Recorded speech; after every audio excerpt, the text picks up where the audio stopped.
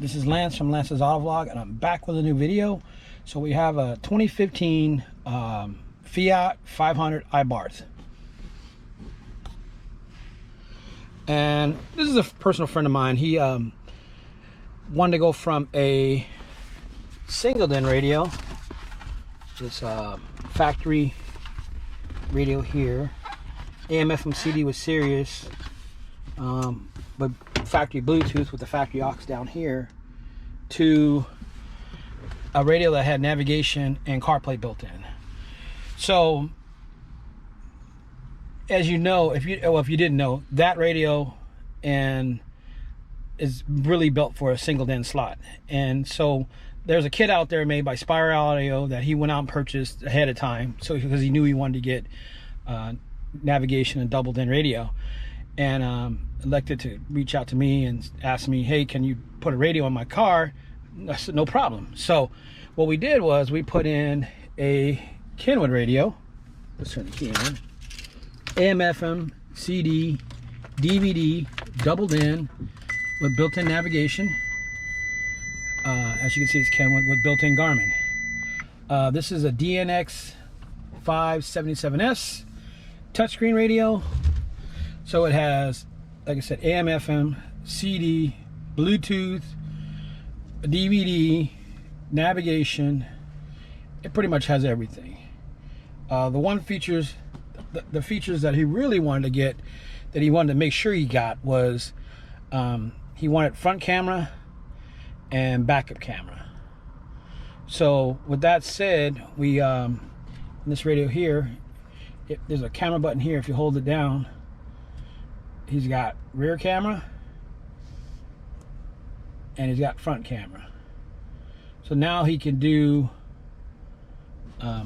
he could see his front spoiler or his rear when he's backing up. The car didn't come with either one. It also has a Beat package, the Beats audio package.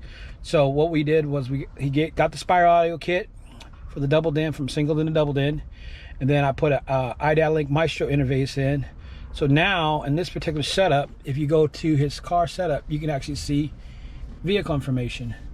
So it can tell you the doors are open, tells you the vehicle pressure, tire. It also has, if you go back and you go here, you could actually go in and you can see your gauges, power, gas, all that good stuff on here. This radio also has the navigation in it, the Garmin nav, so we can actually navigate without having the USB plugged in. And it also does CarPlay, so if we plug a radio in, we plug a phone in here.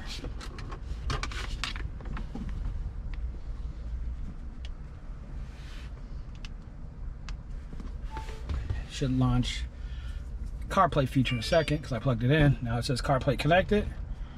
Now he's got CarPlay. And this is a pretty unique kit. The one thing I did not know when I did this setup was whether or not this USB or aux would work. So with the interface, you can use the aux and you can do aux in on the radio without a problem. But the USB itself does not do anything. It'll charge, but it will not integrate with the actual screen. So if you're getting set up to buy one, you'll have to add an external USB. So what I did to get CarPlay to work on here was I added an external USB here where the circuit lighter was, so his CarPlay comes up on screen. So with that said, it's really not complicated. This car is pretty simple. Like I said, it's Beats. I use it iData-Link